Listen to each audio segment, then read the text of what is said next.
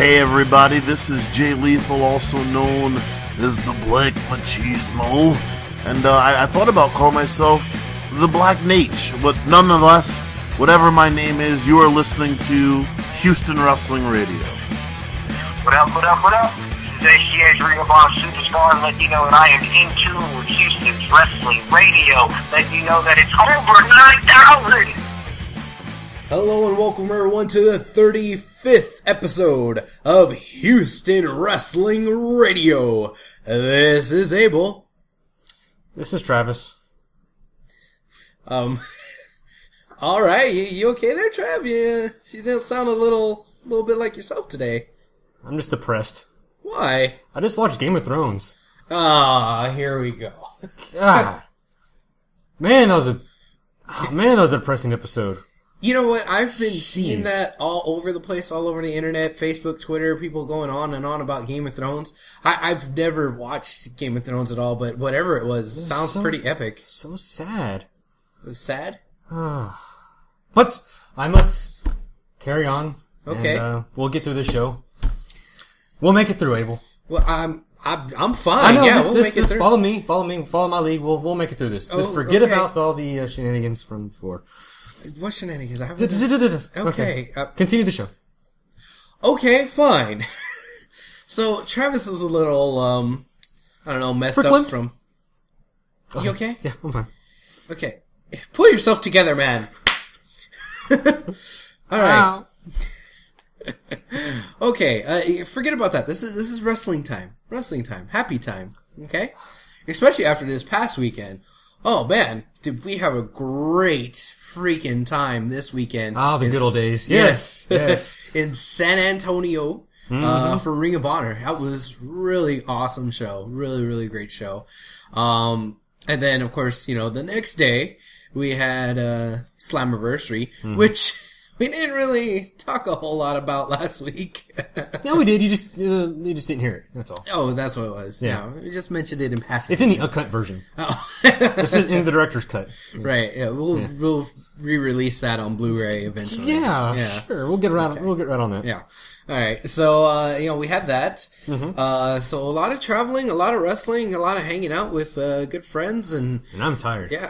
Yeah. I bet. I mean, well, you stayed the night. Yeah. And so you drove back to Houston on Sunday, but then you stopped off to watch TNA with us. I literally got back into Houston just in time to get to the place where we're all watching the Slammiversary pay-per-view at. Right. So I literally had no step. After Slammiversary, you had another, about 45 to hour long drive. Not an hour. Yeah, down here. So it was after ROH, I drove home. Yeah. So I think all y'all did, didn't you? Yeah, we all did. Everyone except for you. Yeah. Well, that was the last minute thing we did. Yeah. So. Oh man, I didn't get home until like 4 o'clock in the morning. It was ridiculous. Yeah. See, we got an hotel, and the Sleep Inn Hotel, not very good. The Sleep Inn Motel, huh? Yeah. Like the not much sleep in. It's just the beds were terrible. But, I see. Yeah. But I got to hang out with an old friend I haven't seen in a while, so that's cool. We went to the theater. We saw Fast and Furious 6. That was any good? Yeah, The Rock was in it. That's wrestling related, right? Yeah, I mean, why not? Yeah. So yeah, that was a really good movie. So I'm just keep being amazed by how much they've turned that whole series around from just kind of a throwaway franchise, and this is the best movie they've come out with. Really? There are some ridiculous moments in the movie. There was one little action scene stunt that I literally, for the first time ever in my life, in the middle of the theater, I yelled out, "Bullshit."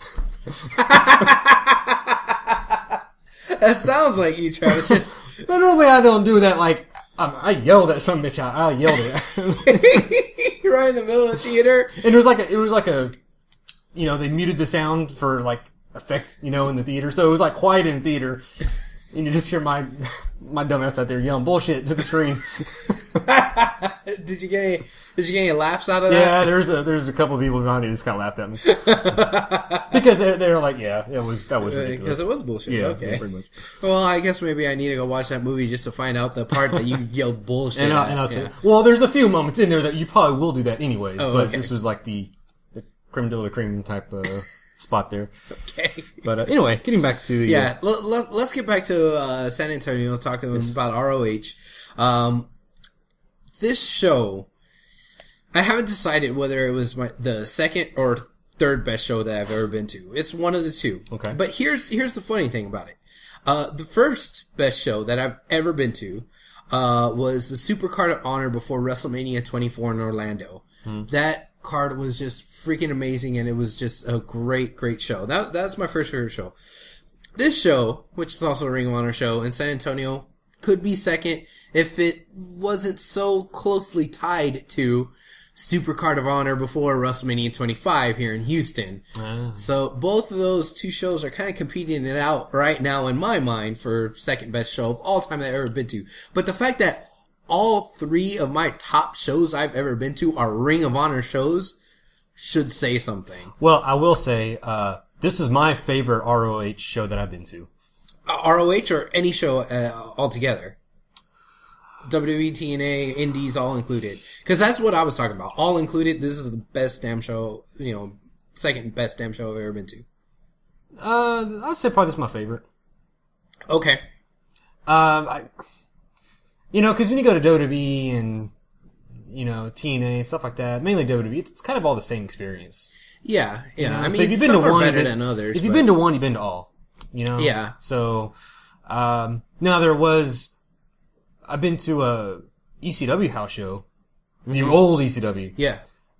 To me, that's a close second, but this is the top, I think. Okay. But yeah, that's my first one, so, It was your first ROH show? Yeah. Oh, well, congratulations. Yeah, thank you, sir. Yeah.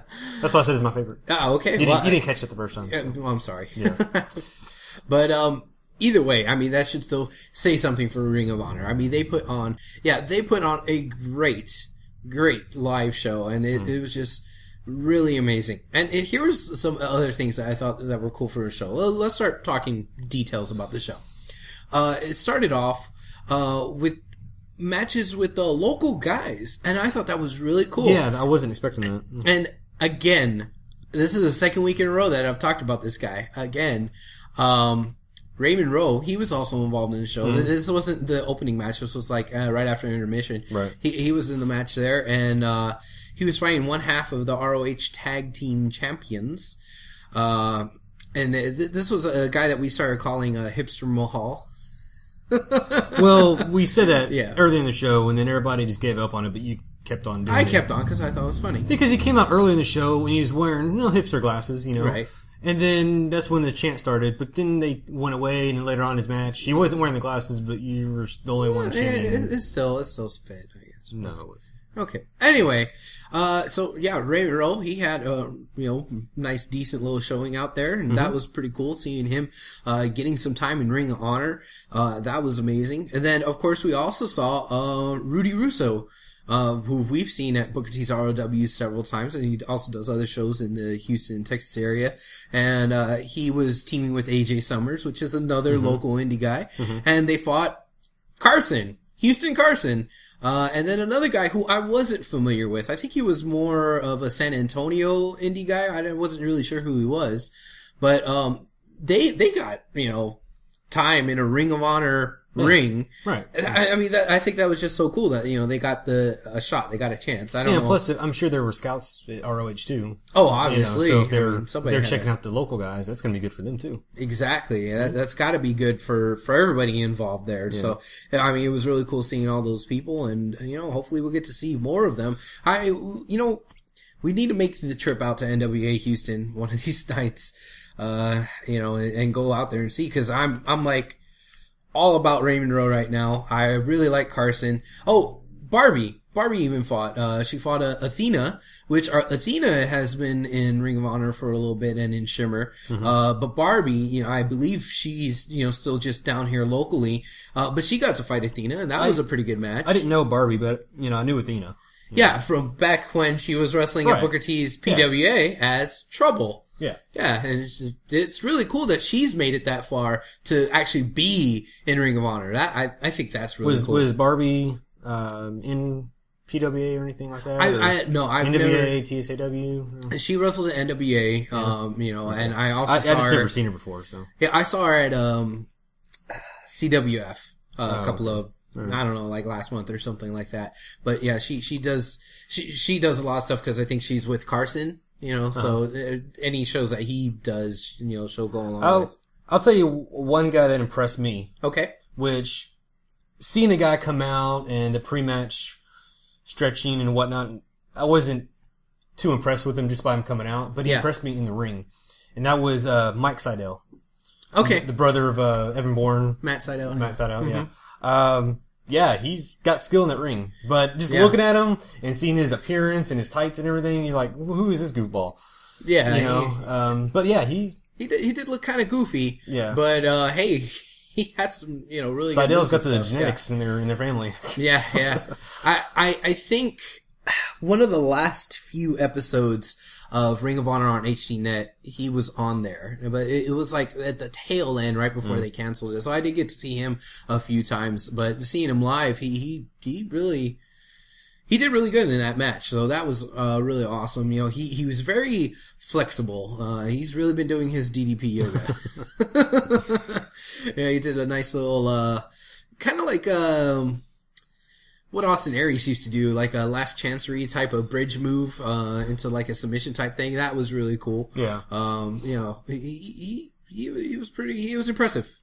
Yeah, it was like just he did one move. It was like, oh, okay, that was good, and then he did another. Like, oh, okay, he's doing some other more. Yeah, like, I mean the little star tattoos and it throws you off. Yeah, it throws you off, and the brightly colored trunks and whatnot. Yeah, it probably throws you off. A little pre-match stretching was throwing me off too. Yeah, But I mean, once he got going, it's like, oh man, this guy's pretty good, And I thought he was going up against one of the tag team champs, O'Reilly. Yeah, Kyle O'Reilly. Yeah, that's who he was fighting. And he was actually doing better, to me, he was doing more impressive stuff than O'Reilly was doing. Yeah. Yeah. O'Reilly just seemed off the whole match for some You think reason. so? Yeah. I haven't seen much of him, but, this was not a good outing to me for him. Yeah. Okay. But anyway, what else did you, let's see here. Well, I mean, there's two matches that really stole the show. Yeah. And, I mean, do you want to go ahead and just get right on into one of those two? Sure. Okay. Well, one of the matches that stole the show was ACH versus Jay Lethal. Yeah. That match was friggin' awesome. But here's something. Before we really get into talking about that match and really getting into it, I like to, let you guys know out there that we actually got a chance to sit down and talk with Jay Lethal backstage, before everything, started up. And, he gave us a good, 5 minutes or so of his time where we got to, sit down and talk with him for a little bit. So, last week we interviewed ACH and we asked him, what his feelings were for this match, this homecoming style match. And I, brought that up to Jay Lethal and I talked to him about that. And then, of course, I also talked to him a little bit about, who he liked, growing up as a kid. And, well, let's just say it was a little bit shocking. I don't know if you go shocking. I don't know. What would you say, Trav? You kind of already heard this audio. Surprising, I guess. Who he brings up? Taboo. Yeah. Okay. Well, you know what? Let's let you judge for yourself. Let's go ahead and play that audio right now.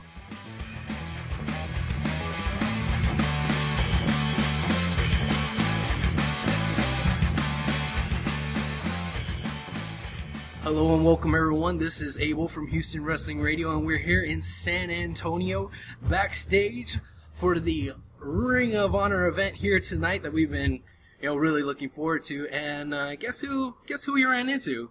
We ran into somebody very, very special here. He is former X Division champion, former TNA Tag Team champion, former ROH Pure champion, former ROH TV champion. Jeez, this guy has won freaking everything. He is the one, the only, the charismatic, the great, Jay Lethal. Oh, I thought you were going to say Ric Flair. I was a little excited for a second. But he's never won the X Division title, so... No, I don't know if he'd fit in the X Division. That wouldn't work. I believe so. Well, thank you so much for, just giving us a couple of minutes of your time here. I really appreciate it. And I appreciate ROH coming down here to San Antonio. That's not an everyday occurrence. That's pretty cool. No. In fact, I've only been in San Antonio one other time besides this one, so... Awesome. Actually, none of us get to venture into San Antonio that often, so anytime we get to it's pretty cool. And you said you went to the Alamo, where I don't know how far away that is from here. Yeah, it was like a 30-minute drive from here. Yeah. I mean, hopefully before I go home, I'll get to go over there. Awesome. Check out the sites. Exactly. My mom said, it's one thing to be able to tell somebody you've been somewhere, but I mean, when all you've been is inside the arena and in the hotel room, that doesn't really count. Yeah, you don't get the real feel for the city, Right, yeah, I understand. All right, well, I mean, we got to kind of make it quick here. I just want to kind of hit you with the question I ask everybody that I interview. And this, for you, it's interesting because it's kind of well documented. I always ask, who is it that you liked when you were younger? And when did you start watching wrestling? But with you, we all know you like Flair. We all know you like Macho. Is there anything else that you could add on to that? Yeah. Not too many people know this, but it's well documented that I'm a big Savage and Ric Flair fan. But I'm also a big fan of Chris Benoit. Oh. And I remember, I think the main reason I liked or started to like wrestling is because my older brother liked wrestling, and I always wanted to do what my older brother did.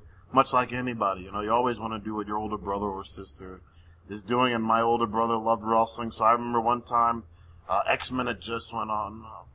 I can't remember what just went off, but wrestling was on, and he got up and went to the bathroom, and it had to be WCW, because I saw Chris Benoit, who I didn't know at the time, right, and I didn't know his opponent either, but Chris Benoit did a snap suplex, and this was the first time I've ever seen a snap suplex, and it was amazing. I remember I called for my brother who was in the bathroom, and I needed to know what that move was and who is this that does that move, because it was the greatest move I've ever seen in my life, a snap suplex. And his snap suplex, it was lightning fast. They were crisp. Oh, my goodness. But yeah, not too many people know that Chris Benoit was a big inspiration to me being a wrestler as well. He was an inspiration to a lot of guys. Actually. Yeah, I'm sure. I'm sure, yeah. All right, cool. Well, I kind of want to get into tonight. I don't want to, just transition away from that too quickly, but we only have so much time here. Right. Tonight's a big homecoming for ACH, and we interviewed him here on the show last week, and we got to talk to him about it, and he said that he considers this match the homecoming of all homecomings, and he was also quoted as saying that this is a dream match for a lot of people out here in the San Antonio area, and he's very excited for it, and he thinks it's going to be a big point in his career, a big highlight of his career. Now, I would say us, me being a Texan and all the other people here from San Antonio feel that way. But how does it feel being on the other side of the ring from that? You're his opponent tonight. You're supposed to beat him. You're supposed to beat the hometown boy. How are your feelings on that? Normally I am the hometown boy, and I think I made a somewhat of a living on being the hometown boy. But now the roles are reversed, and in any time, I can remember having my dream match against Ric Flair. Mm-hmm. I remember it like it was yesterday. I know every feeling that I had. I know how grateful I was that Ric Flair was actually agreeing to be a part of the match. And, of course, with the outcome, it was unreal, So any time, and this kind of makes me feel a little older, but not too old, but when somebody says that wrestling me would be a dream match, then it kind of takes me back to when I had my dream match against Flair. So I know exactly what he's feeling. I know exactly what he's going through. I don't know if it's anywhere near what I was going through, only because I was in there with my idol, This hopefully will be a big match for Ring of Honor and ACH in front of his home. I know that he's got a lot of family. I'm the master at wrestling in front of my family. Trust me, there's a lot of lethals out there. And every time we're in the New York area, which is a lot of times because we have many of our best in the worlds there, my entire family is there. So this will be ACH's first time wrestling in front of his entire family, So I know exactly what he's going through, and I hope to send all the fans of Ring of Honor, ACH's family, and ACH himself. I hope they all go home happy, and hope today is very successful for him.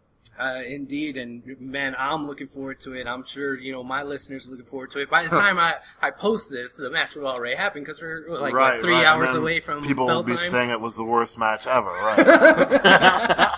This is what he said before the worst match ever.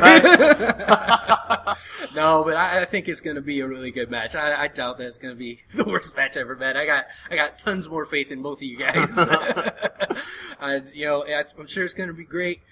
Thanks so much for giving us this time. I wait to see you out there in the ring, man. No problem. Thank you for having me.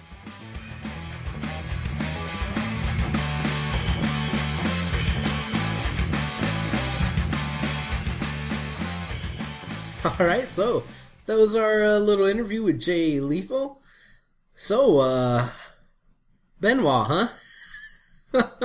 The who? Yeah, I had no idea who he was talking about. No. That guy, Crispin something. Crispin?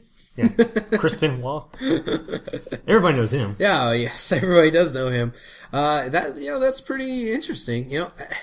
I think that's cool of Jay Lethal to, just bring that up because I'm sure there's a lot of people out there that feel the same way that he does, where it's like, yeah, I started watching wrestling and I liked, so-and-so and so-and-so, and, I like Chris Benoit. I mean, everybody liked Chris Benoit. I mean, come on, Yeah, it's a touchy situation right there, just because of everything that happened, obviously. But yeah, he was a wrestler around the height of popularity of wrestling. Yeah. So of course, all these guys wrestling now would have grown up or would have been inspired by him as a wrestler.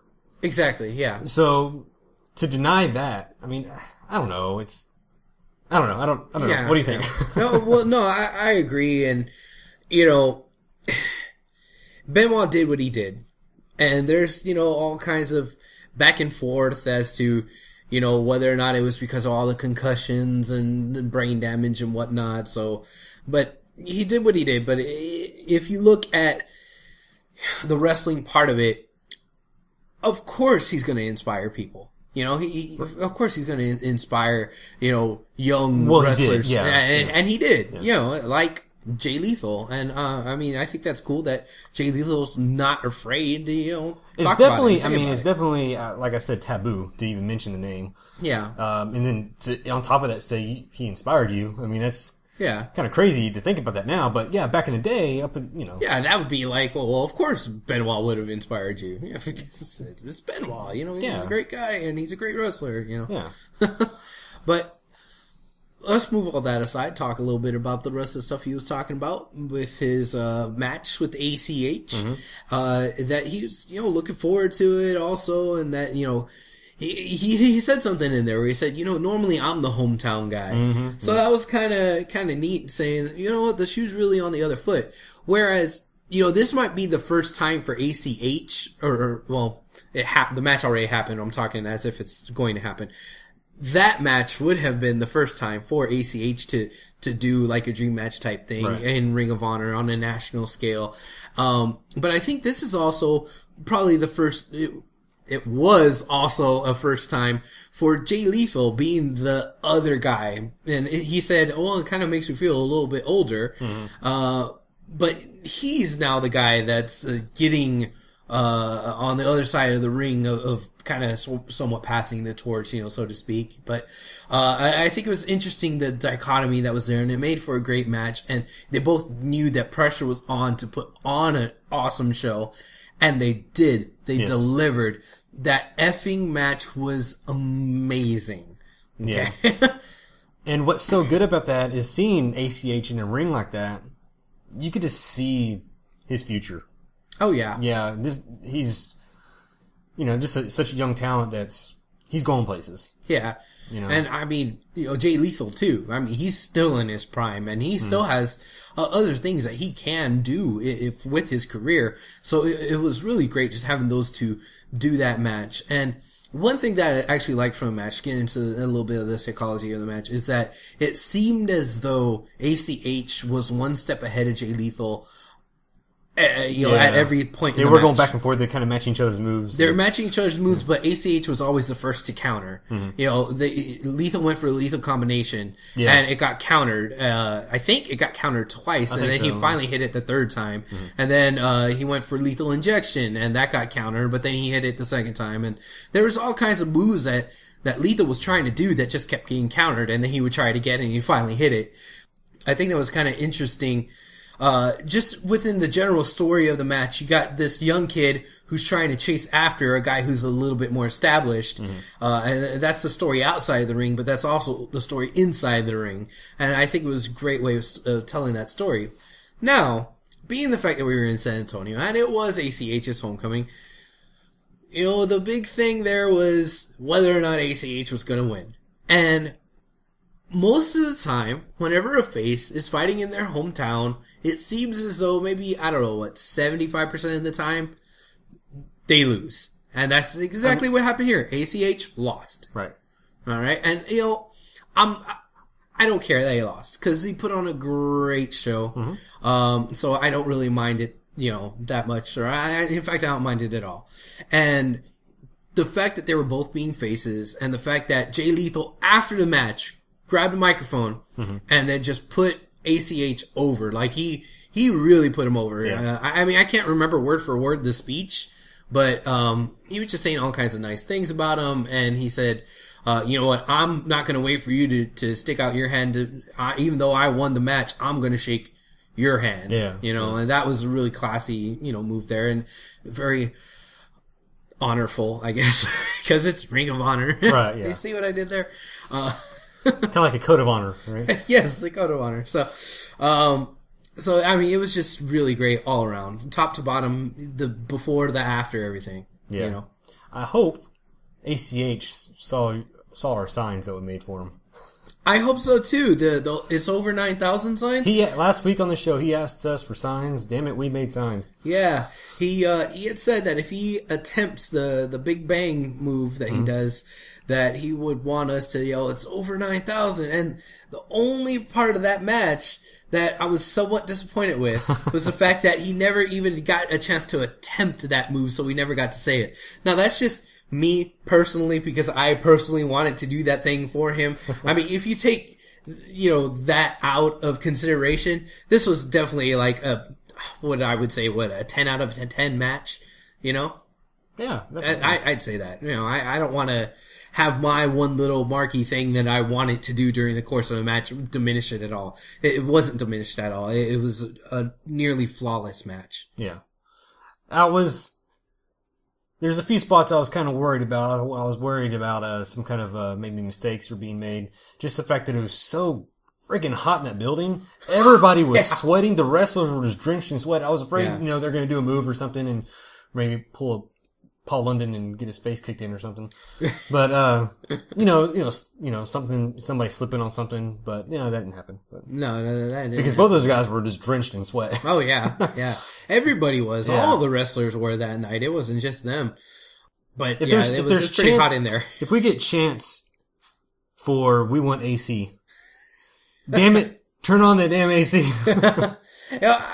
When we first got into the arena, it was fairly cool in there. Like, they've been running the AC all day, but once everybody got packed in there and they started getting rowdy and making noise, that's when that AC just failed them. I'm sure the AC was on. It just probably wasn't, but quit talking about the damn air conditioners. You had to be there, damn it. Yeah. Next thing, are we done talking about that match? That match, yeah. Okay, cool. Let's move on to the next match that freaking stole the show. It was the champion, Jay Briscoe, versus Davey Richards. Right. Wow, that match, sir. If there was one match to top ACH versus Jay Lethal, it's that one. They pulled out all the stops in them too. They did. That one was just freaking epic. But by that time, it was already late. We had just gone through a good 3 hours worth of all the rest of the card, and the fans were starting to get delirious. Yeah, we were starting to get delirious. We were starting to especially get gassed. Especially one little section over there that kept wanting him test of strength for some reason. I don't know, man. And they infected the rest of the arena. Everybody wanted a test of strength except for our little crew. We're like, why test the strength? It's so outdated. You're doing all these badass things in the ring. And they want to test your strength. Yeah, like there was that, what move did they do there, right before I stood up? I stood up and said, that move was better than the test of strength, you marks. What move was that? Oh, God. It was like a suplex onto the side of the apron, but it wasn't a suplex. It was like some sort of driver type move. Like I can't remember. backdrop or something. No. Yeah. I don't know. I can't remember exactly what it was, but it was something where they were on the apron, and Jay slammed Davey Richards onto the apron, and then they fell down outside the ring, and it was another holy shit moment. Yeah. So I mean that one right of there, many, yes, one of many holy shit moments in that match, and that right there. But the fact that us and our crew were the ones that were anti-test of strength. Well, okay, so what? But I want to give props and I want to give credit to the competitors reacting to that. The fact that they were listening to what the fans were saying. The fans kept going, test of strength, and they kept doing it. Granted, they didn't go all the way through. Well, no, I agree with you to a point. Okay. They did it. They listened to him and they did test strength. That's the good thing. The bad thing is they did it like 3 or 4 more times. Because those people kept chanting for it. Damn, Mark. But they never went all the way fully through with it. They went to where they set it up. Yeah, hold one hand and then try to go for the second, and then they went in, and you never got a test of strength from start to completion. You never got that fully. But listen. The only time I wanted to test strength ever was Mark Henry versus Ryback at WrestleMania. Yeah, that's the only time I wanted to test strength. Yeah. That would make sense. It would, because they're strong wrestlers and that's their gimmicks and stuff. Yeah. So it would make sense. But with, these two, I don't know. They're all about speed and agility and quickness and, technical prowess. They're not about strength, Yeah. Fuck that shit. All right. But anyway, that match was really, really good. And I want to give that match also a 10 out of 10. Like, It sounds like to me that you have 2 match of the nights from that show. Yes. Which one would be the top, sir? Ooh. I've been thinking about that all freaking 2-3 days, that we've been since then. There you go. That's a better way to put it. I've been thinking about that since then. Very good, Abel, yes. Thank you. And I don't know. I keep going back and forth. And I wish that I would be able to just sit down with a DVR, rewatch both of them. But I can't. But it will be on... Yes, ROHWrestling.com. They said they will be available later this week. Okay, so maybe I will get a chance to go back and look at it. Knee-jerk reaction, and maybe this is just because... we had them on for interviews and stuff. Knee-jerk reaction, I want to say ACH and Jay Lethal. That's what I want to say. But maybe if I go back and rewatch, maybe the main event match might be better. But that's what I want to go with right now. But maybe once I go in and rewatch them, maybe I'll go the other way. But they're both excellent matches. We're splitting hairs here. Yeah, I'm going to go with the ACH and Lethal. Okay.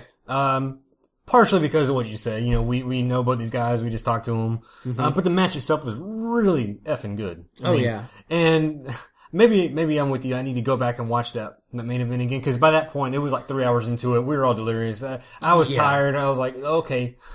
It was like damn near 11 o'clock. And it's one thing to, right down the road, let's go to a wrestling show. Okay, well, it was a long show, but whatever. No. We drove for 3 hours. Right. Then got to the show, then did the interview with Jay Lethal, then we did, it was like, by that time, oh man, we were out of it. So, it was they did like the first, 5 or 6 matches, moving right along, and then they said, okay, intermission. What? Yeah. And then after intermission... There's another 3 or 4 matches? It was it was 3 matches after that, but the momentum for me just kind of went down a little bit after that intermission, It didn't get back up on the momentum they had before. Yeah, and I don't think that's because of the in-ring. I think it was just because of the environment, the conditions, it was just hot and it was, a long show and we were a long day, so... But, one other thing I want to bring up, is the photo bomb. of Mark Briscoe. Which I didn't even catch that at the time. Well, Yeah. no, well, you know, afterwards I was going back and that's why I was showing you that picture, and then I kind of did a double take, and I was like, wait a minute. Well, what's going on back here? Yeah, so not only did we get a picture with Jay Lethal, me, you, and Jay Lethal, but Mark Briscoe also photobombed. His goofy smile, missing the front teeth and everything. That was so hilarious and so awesome at the same time. If Jay Lethal or ACH are listening to this, hell, if Mark Briscoe's listening to this, make sure that Mark knows that we think that was really, really great. And, the fact that we got photobombed by another ROH guy was just awesome. So just tell him thanks, cause that made just for an awesome little moment in HWR history right there. And then of course we also got a chance to, take a picture with ACH and, we got the interviews got an autograph too. So, all that was pretty cool too. You're begging me to bring this up. No, I'm not begging you for nothing. Well, if anybody out there has seen a picture with ACH putting both me and Abel in a headlock, oh man, you were not there for after that picture was taken. Of all things to say, oh man, thanks for the photo op. It was great. Looking forward to your match. Love your work, all that other stuff. No. First thing out of Abel's mouth to ACH is, you want to say it? Yeah, I'll say it. After he let us go out of the headlock, he says, "Hey, thanks," and I was like, "Oh, thanks," whatever. And then we were gonna, kind of go away, and I was like, by the way, man, your underarms smell good." And your underarms smell good. That's what Abel said to ACH. And then he goes, "Well, man, I try to stay fresh." He understood that I was trying to be funny, but you and the rest of our little group just chastised me the rest of the night. Well, even into the next day when we were watching TNA, I just kept getting chastised. Oh, you think ACH got it? He thought it was funny. Oh, you think we're finished? No, sir. No. I'm sure you're going to continue to chastise me over that. Oh, absolutely. Yeah. I mean, I just gave the dude a compliment. It's like, hey, man, you smell good. Underarms smell good. Jeez. I thought it was funny. I mean, he just put us in a headlock. Abel, ladies and gentlemen. Yeah, well, it takes a special kind of person to get my brand of humor. And you finally found one. And he's blocked you from Facebook. Yeah, almost. I don't know. So, Jay Lethal, ACH, both of you guys, thank you so very much for coming on our show this week and last week. And you guys put on a hell of a performance. And, I'm going to try, we talked about this, several times in several podcasts that we don't watch ROH as much as we should. Mm-hmm. And partially because, we don't get, Sinclair Broadcasting here in Houston. They do in San Antonio. Those bastards, they get to watch ROH in San Antonio on TV, but we don't. And, you sound so bitter, so sad. I know, I am so bitter. By the way, if you're from San Antonio, I don't mean, you're not a bastard. I'm just saying, Sinclair. The broadcasting. Yeah, that's what I mean. You're good, San Antonio. You're good. What I'm trying to say is that. Yeah, let's get to what you're trying to say. What I'm trying to say is that we don't watch ROH as much as we should simply because it's not on TV. And it's one of those shows where, yes, we can watch online, but we've never really gotten around to it. I need a DVR. I need a TV, like something I can just turn on the TV and hit play. That's what I need. Yeah, exactly. For the simpleness of just being able to turn on the TV, sit back and watch all that fancy computer stuff. Yeah, well, I know, but I mean, we know how to work the computer. We know how to watch stuff. I mean, hell, sometimes I sit down and I watch Booker T's ROW, which is only online.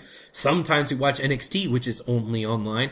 Maybe we need to start, sometimes watching ROH. Man, you're killing your counterpoint here. You just say you won't watch it, but then you say you watch all these other wrestling shows. I said sometimes, and I was trying to make a point that maybe we should add that in and watch that as well. Well, that's my whole point. What I'm trying to say is we need to watch it more. Right. I agree. Yeah. Or Sinclair Broadcasting just needs to make its way into Houston. Or that'd be nice. That'd be really nice. That'd be ideal if we could watch ROH TV on our damn TVs. That would be ideal. Yes, that would be. Yeah, yeah, I agree. But it's definitely right now, I mean, they kind of have the moniker of being the best wrestling show on earth, and you know what? They might be right. You know, they probably are the best in-ring wrestling product out there. Yes, I will say that. That's one reason I said that's the best live wrestling experience I've seen. Yeah. Man, it is not a whole lot of fluff, not a whole lot of storytelling. You know, there's a couple things in there, but for the most part, it was just intense in-ring action. Yeah. So, you know, Randy, my girlfriend, she said after the show on our drive back, she said, well, this was really good, and it was like they were actually almost really fighting. You know, and she says that in a complimentary way, because, you know, with TNA and WWE, sometimes you could tell that, you know, they're fake or, you know, play fighting or whatever you want to call it, but that's not what it really is, of course. You know, that's a good point. I mean, even my wife, Nancy, she liked the show too. Oh yeah. The next day she's wearing the Ring of Honor shirt. She was. You know, it's just they work so stiff, and I know that's kind of like some of those guys, they won't necessarily want to take that for years and years. They'll want to move out of that. But the dudes that do stay there for a long time, that do work that stiff style, one, it shows, and the quality of the in-ring work is a lot better. And two, wow, that just says a lot about those people that can work that stiff for that long period of time without wanting to, you know, back out and go down to an indies where they're not quite as stiff, or move up into TNA or WWE where they're not quite as stiff. And I think that's basically the point that, you know, my girlfriend and your wife were trying to make. It's like, oh man, it's so intense and it's so good. You know, it's different. And you don't see it in different TNA and from WWE. what you're used to seeing. Exactly. Yeah. So, speaking of all that, we had to go from the awesome, high-octane, stiff working matches of Ring of Honor to the next night, which was TNA's Slammiversary pay-per-view. And before we sat down to watch the pay-per-view, you said this. So what did you say, Travis?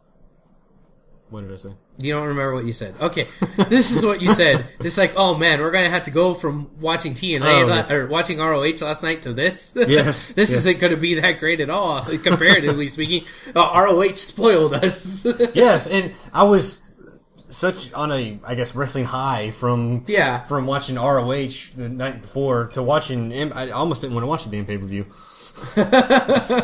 But you know, it is what it is. Almost, but you know, I mean, it is what it is, and then, you know, we did watch it. Oh, real quick shout out to our boy Chris, and our crew. However great the ROH show was, he made it like freaking tenfold on top of that. That's true. Chris was being Chris, and he was starting up all kinds of chants. That boy and had me. People. He had me in tears. I was laughing so hard. Yeah, that boy Chris, man, he's something else at live shows, man. I that's why I love going to live shows with him. He and Scott, and when all of us get together and we all start doing stupid chants and saying real stupid stuff, it's great. And, you know, he's kind of the ringleader when it comes to heckling and coming up with stupid shit to say. But, you know, props to them. Oh, also, we need to mention Nicole that came out there with us.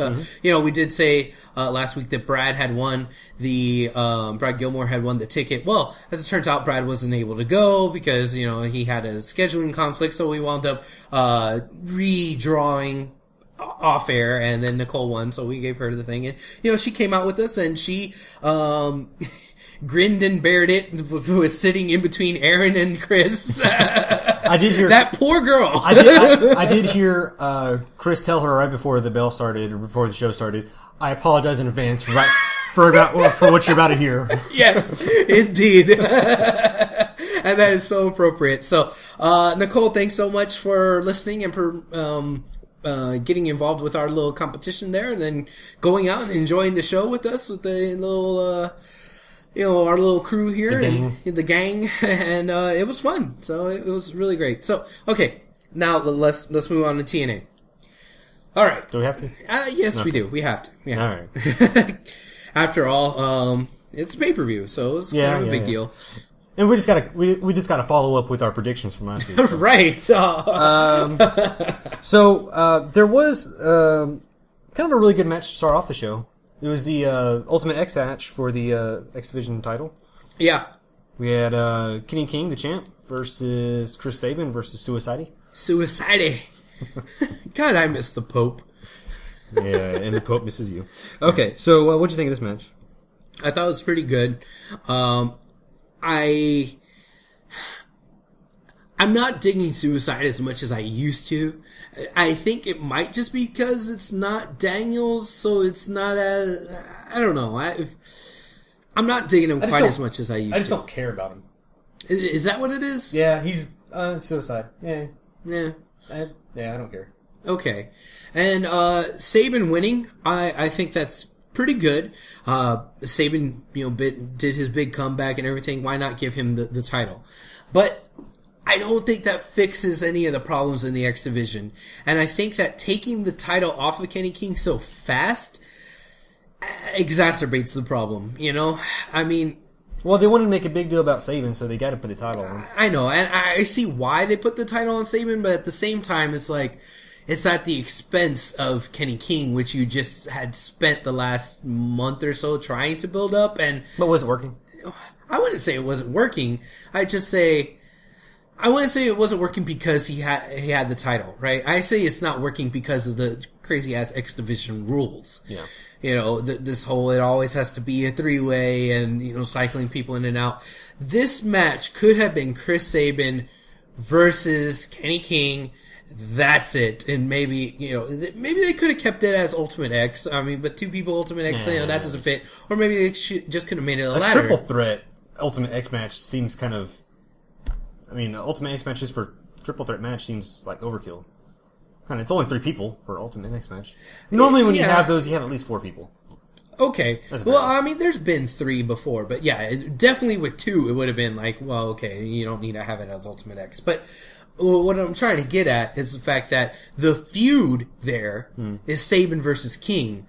The feud is not Sabin versus King versus Suicide. Suicide is just kind of thrown in there. Yeah. So, I mean, that's kind of... It diminishes the emotional investment that could potentially be there in those matches. Yes, those matches are good. Yes, they're high impact and high flying and high risk and all that. That's how all Ultimate X matches are and how all X Division matches are, as they should be. And I don't think that this match lacked any of those qualities. It just lacked the emotional and storyline involvement, I think. It might be a good change of pace for the X Division. What?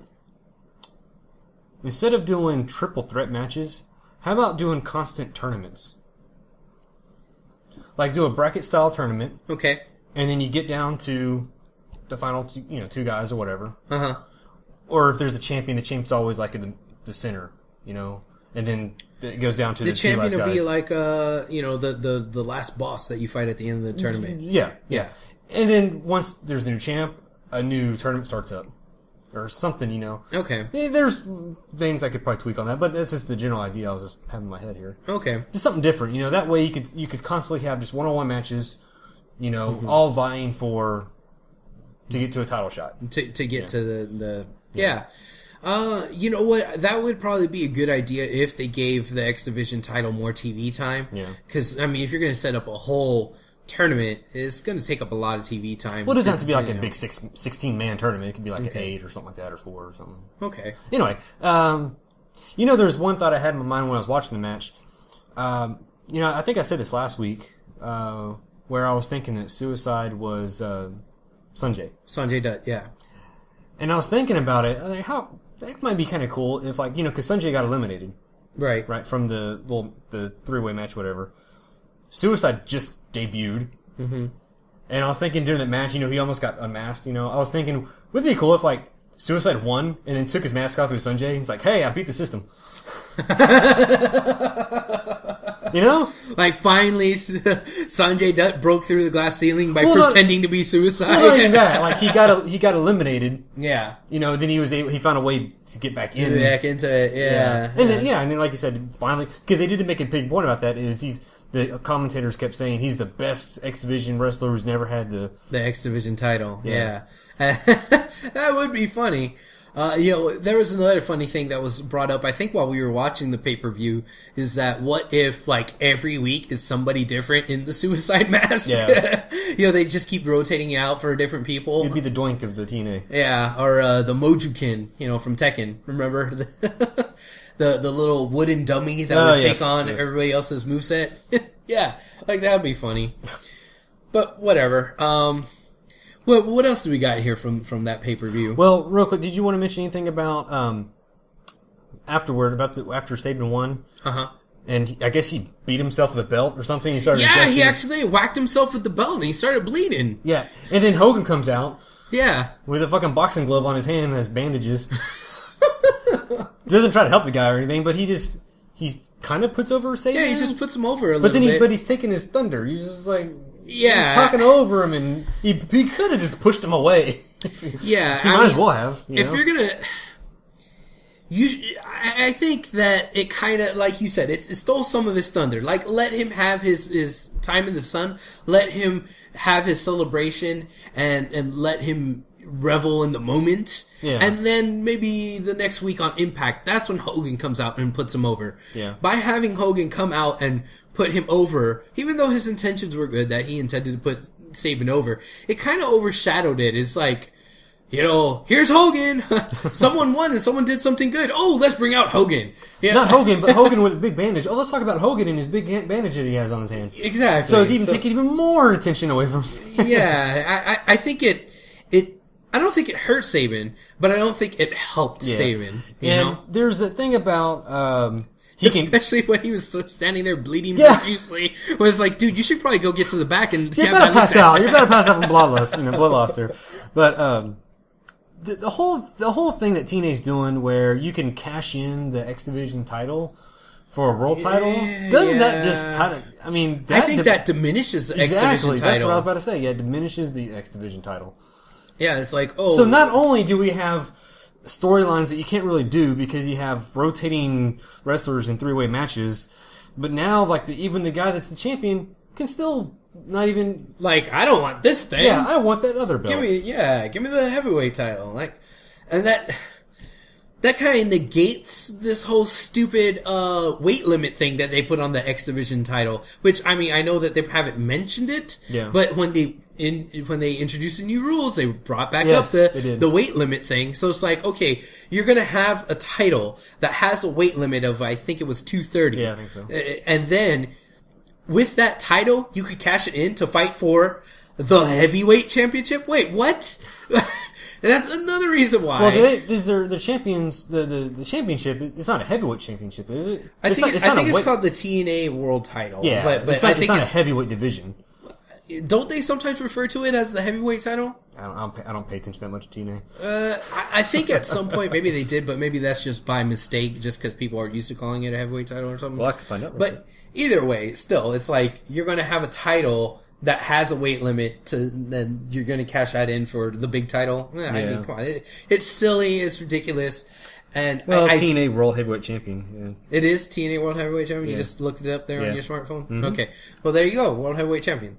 So, again, that goes back to my point that I just said. Yeah. It's stupid. It's ridiculous. TNA booking. Yeah, exactly. So, it frustrates me because I have such a love for the X Division, I've always wanted to see the X Division thrive, and there was a point in time where it's the X Division title and the heavyweight title were kind of viewed as almost as equals, Their prestige was just as good as the other, Yeah. But okay, what else we got from that pay-per-view? Let's move on. Do we care about Hardy returning? I personally don't, but it probably deserves a mention. And I can't even remember what happened with Jay Bradley versus Sam Shaw. Bradley won? Really? Okay. So Bradley won the gut check. Yeah, he won the gut check. Yeah, the guy with the boomstick. Yes. Yeah, that was him. Which, like I mentioned when we were watching, I'm a bigger fan of Sam Shaw. I just like what he did. It was I hate his entrance music. God, that was terrible music. Yeah. Maybe that's why he lost, just on principle. Yeah. So we won't have to listen to it again when he wins. Right. Okay, we have a new TV title champion. Yes, Abyss. Yes. This was scheduled to be Joseph Park. Right. Joseph Park no-showed because he got beat up by Aces and Eights backstage beforehand. And Abyss shows up and kicks Devon's ass and takes the title away from him. Now, I think that the Aces and Eights are going to be able to say, well, that wasn't a sanctioned match. That isn't who he was supposed to fight. You know, who booked it and why, you know, there wasn't a contract signing, all this and that. And they'll be able to basically cry shenanigans. So I'm pretty sure we're going to have a rematch with Devon versus Abyss again. Well, before that match, I mean, you know, Devon got on the mic and he said, "Hey, I'll fight whoever, you know, anybody wants to come out and fight me, I'll fight him." Did he say that explicitly? Yeah. Oh, Yeah. okay. I didn't hear that. Well, we weren't really paying attention. So. Yes, we were. Okay. Oh, and the other big thing that came out of the pay-per-view was the Hall of Fame announcement. Right. Kurt Angle. Yeah. If you're gonna start putting TNA people into the Hall of Fame, yeah, Kurt Angle probably deserves a nod. I don't think he's the Hall of Famer for TNA. You know, Well, that's Sting. Always and forever, Sting. Well, Sting, yeah. I mean, but he's already in there. So if you don't count Sting, like, I mean, who else? You would think some of the original members, Jeff Jarrett, AJ Styles, something like that. But even with them, it's like it's too early. That's why I don't like them starting with the Hall of Fame now. It's Quit just too copying early. WWE. Everything WWE does, they copy it. Stop it. Yes, you don't need to copy WWE. That's why I liked it before Hogan showed up. Right. Because before Hogan showed up, TNA was all about not being like WWE. Six-sided ring. Yeah, you know. they were doing things on purpose to make them different. Right. And that was their thing. We want to be different and stand out. And now it seems as though, oh, well, let's sign this guy that just left WWE. Oh, well, they're doing a Hall of Fame. Let's do a Hall of Fame. Oh, they're doing this. You know, and they're trying to copy and rehash stuff. And I liked it better when they were trying to do their own thing. That was I mentioned this when we were watching it. For the Hall of Fame, if you're it's like a double-edged sword because you're doing it so soon, you know. Yeah. But don't just do one guy, because then if you're doing one guy, it's like, well, where's AJ Styles at? He needs to be in Hall of Fame. He needs to be your number one guy in the Hall of Fame. Yeah. He needs to be in there. You know, all these originals that have been there since day one. He's still, I wouldn't say in his prime. He's probably slightly past his prime, but I wouldn't say he's, you know, done or anything. But, he's not done. No, you know, he's had his highlights. But, yeah. But again, it's still too early. And Exactly, it's too early. And TNA doesn't have that many guys that they can throw into a Hall of Fame. TNA's only been around as a company for 11 years. That's it. Right. When did WWE start doing their Hall of Fame? 94. You know, that was when they were in business for 30-something years before that, 20 years. Yeah, and I mean, WrestleMania was like, what, 16, 17 years old? And I mean, that's their biggest show, but then they were around for longer before then. So, yeah, I mean, give it some time to where some of your people can actually be referred to as Hall of Famers, you know? Yeah. I don't know. So, putting all that aside, I think Kurt Angle is a good pick. I mean, if you have to pick now and you have to make a Hall of Fame now and you want to, you know, throw somebody in there, Kurt, okay, good for Kurt. You know, he deserves to be in both Hall of Fames, to be honest. True. The WWE and the TNA Hall of Fame, honestly. I think I wouldn't be surprised if down the road, maybe, if he can work out a contract like Lesnar has, he'll be back in WWE. Yeah. If he can do a part-time schedule for WWE, he'd be back. Yeah. That's probably the one reason he's not, is because WWE says, no, you're going to be back, you're going to be full-time. Yeah. You know. But I did like Kazarian's reaction to Kurt Angle being announced. Omar just walked out. Yeah, he just walked away. Yeah. Walked back into the entrance ramp. That would have got someone fired in WWE. Yeah, it would have. But I mean, I think he was just playing up the heel part, so it's all good. It wasn't probably a shoot or anything. Speaking of dirty heels and bad influence, yes. Hey, we got new tag team champions. Yeah. You know what? I think maybe that match suffered from having too much hype. You know, like, I was really looking forward to that match. I really wanted to see, and it didn't kind of live up to my expectations. It was good. It wasn't great. I think there was too much shit going on in that. Yeah, maybe that's what it was. It was just too much to try to balance out, you know. Yeah. Even though it was elimination style, which I don't really like elimination style stuff, but you know, I'm not a big fan of Gunner. He hasn't done anything to make me want to like him. Okay, even in that match. That's fair. That's fair. I mean, I think that for you would need a little bit more time with Gunner, with this Gunner and Storm team, you know. But I did like the pre-match interview with Bad Influence. Yes, yeah, that was pretty good. That you know, Christopher Daniels, when he wants to be serious, he could be serious, and he could, you know, cut a pretty good promo. Yeah, 2 years, guys. Neither one of these guys can cut promos, and now look at him. Well, I probably wouldn't say that about Daniels. I think Daniels has had it for a little bit longer, but Kazarian needed some work, and he's been working on it. He's vastly improved on the mic, and in the ring, he's always been good, and he's still good. Yeah. So, but yeah, that was a good match that could have been better, I think. It wasn't the best, but yeah, it was okay. But we got new tag champs, Storm and Gunner. Right. Who called them Vikings and Cowboys? Was it Bad Influence? Daniels or Kazarian called them? I think it was one of them. I was just calling them AMW 2.0. There you go. Good enough. Why not? All right. Do we want to talk about the match that kind of stole the show? Okay, that sounds like a stupid question. Okay. The match that unexpectedly stole the show was the last knockout standing. Right. Taryn Terrell versus Gail Kim. And you know how I feel about last X standing matches. I don't like them because, you know, near falls, you have to count to 8 or 9. But a women's match like that turns the tables a little bit. Yeah, it was something that, you know, we hadn't really seen before. Right. Even in TNA, I don't remember there ever being a last knockout standing match ever before. There may have been one during Attitude Era, Trish and Victoria. Okay. Well, I meant TNA, but yeah, I'm saying just in general, just a women's, like, last women's standing match. Okay. There might have been one during that time frame. But yeah, it's very rare. Yeah. Well, this one really kind of stole the show. I think it did. And I think it was because we weren't really expecting it to, you know, be that good or anything. Yeah. And it wound up being pretty darn good. So it exceeded expectations. Now, I'm sure if you were to go back and look at it through the lens of all the other great matches that there have been, it's probably not that awesome. Don't do that. Don't do that. Yeah, don't do that. Because it really just comes down to maybe 2 or 3 spots. And then like the one really big spot where it was like the RKO off of that ramp thing onto the floor. Like that was, oh my God, I can't believe that happened. I don't think I've ever seen, you know, any of the knockouts or divas do something like that crazy. Taryn was taking some bumps on that metal ramp. Yes. Before that, she got tossed out of the ring onto the metal ramp, and that just sounded brutal. Yeah. You know, and Gail took. But she had a nice, protection in the front there. Yeah. Oh. Is that where you're going? Huh? Yeah. Okay. Oh, hey, she throws it out there. This guy. But no, I mean, leading up to the big spot with that, you know, RKO, you know, there was increasingly higher and higher impact spots. You know, it started off kind of.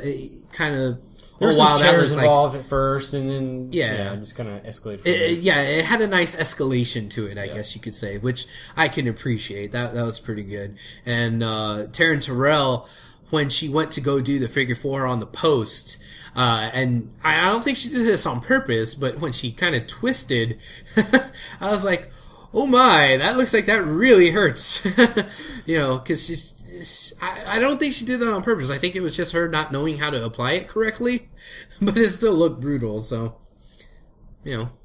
I'm going to say it again, that she did the figure 4 better than Miz. What do you got to say about that? What do you got to say about that? Yeah, you know what, I'm going to just leave that there. Whatever. Hater. Anyway. Alright, so yeah, that match surprised, and it's a good surprise, and I'm willing to say, and you know, let's start throwing this out there. You know, I'm willing to say that's a match of the week candidate.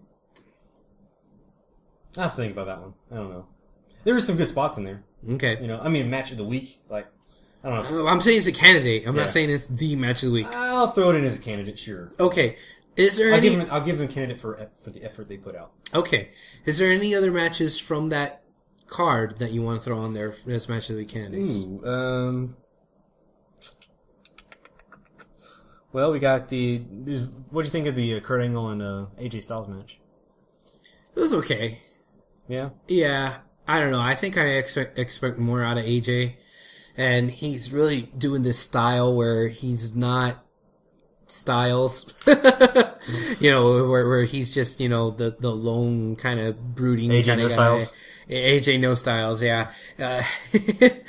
I like that submission that he's doing now, but I think he did it too early in the match. Yeah. And I think he kind of He should have built up diminished. to it. He should have been attacking the leg, attacking the lower legs. Like he did it like right from the get go almost, and so it made it kind of look like it was just a signature Bless his move. heart. He's just trying. He found a submission move. He's trying to go with it. I know, and he tried to do it again later in the match as an actual finisher. It was like, dude, you did that like 5 minutes ago. So I don't know. There's just some things that were off about that match, and I'm not digging this new iteration of AJ. Yeah. Yeah, it was okay. And then the main event was. The main event, Yeah. It was the main event. I mean, it was very predictable. I mean, no DQ. You know, a challenger going up against the champion who happens to be the leader of a big ass stable in a no DQ match. Oh, what did you think was going to happen? Yeah. The big ass stable is going to come out and help the heel. That's the champ, of course. But what did if Sting is such a loved guy by the TNA roster, then why didn't anybody come out and help him? I don't know. Beats me. Or maybe everybody was too busy in catering. I don't know. Yes, they're too busy in catering. Yes. Yeah. But yeah, that was just the lame, typical. Yeah. So But now Sting can't fight for a title ever again. Well, so Until next what? month. Yeah. So what? There's two things about that. One, we've talked about this before. Sting doesn't need to be challenging for titles because his title winning days are behind him. Right. Two, he could still freaking earn a shot by winning the Bound for Glory series. So that stipulation is moot for both of those points. If they really want to give Sting another shot at the title, have him win the Bound for Glory series. If he'll be allowed to enter the Bound for Glory. He will. I mean, they're not gonna get that in depth with that stipulation. They're gonna use that as the loophole, you know? So if they really want Sting to win, you know, freaking title again, they'll just put him in the Bound for Glory series and have him win. And if they decide that they don't want Unless Sting... Hogan enters the Bound for Glory series himself. Oh, God. Damn, no. No, that means we have to watch Hogan wrestle multiple times. It's a Bound for Glory series. That means it's a series of matches. No, my friend. You're forgetting one thing. What's that? He's got a secret weapon. What's that? The finger poke of doom. We're not going to be seeing any finger pokes of doom. Finger poops of doom. Finger poops. Might as well call it that. Yeah, may as well. Okay. No, we're not going to be seeing any of those anytime soon. All right. So, back to my original question. Aside from the knockouts match, is there anything you want to add that would be match of the week? No, I think that one was the talking point for the pay-per-view for us. Yeah. Okay. So, we have a match of the week. Ta-da. Is there anything else we want to say about TNA? No. Okay. Let's move on to WWE for the week. Oh, forgot about them. Yeah. Yes. It's over. We're getting kind of long in this podcast. Yes, we are. Well, it's because we had to talk about ROH, and it was such a great show. And, you know, if we were counting live shows and ROH for match of the week candidates, then we would definitely say, you know, one of those two matches from that show would be match of the week. But, you know, it wouldn't be fair for our listeners. Yeah, so. you know, it's not on TV, so I'm not counting those. I'm, you know, whatever. But anyway, let's move on to something else on here. So I definitely have a match of the week candidate from Raw, D-Bry versus Ryback, and you know, we might even say Hell No versus The Shield, where D-Bry was freaking on fire. Both of those effing matches. Let's take a step back here. Okay. Going back to Friday on SmackDown. This was like not the genesis, but I mean, this was like the beginning of Daniel Bryan just going on fire and just whooping everybody's ass. Yeah. Specifically on The Shield. Yes. There was the main event kind of turned into a 6-man tag, you know, and against the Shield, you know. Yeah. The match was, it is okay. It was, you know, whatever. But after the match, Daniel Bryan just said, enough is enough, is it time for a change? And he just lit up and just took out the Shield. Yeah. Took out all 3 guys. So, and that was kind of the start of it. That kind of continued onto Raw. Yeah, on Raw, where he did that, for a little bit there during the course of that tag team match. Daniel Bryan just caught on fire and he almost took out all 3 members of the Shield. Yeah, I think the past week and a half, 2 weeks, I think D-Bry has been the MVP of WWE. Yeah. Definitely. This character change that he's gone through. Yeah, this pissed off chip on the shoulder, something to prove D-Bry is a very good and entertaining D-Bry. Yeah. Because he's bringing more of that intensity and some of that intensity that we would expect to see from an ROH guy, you know? Which he is. Which he is, exactly.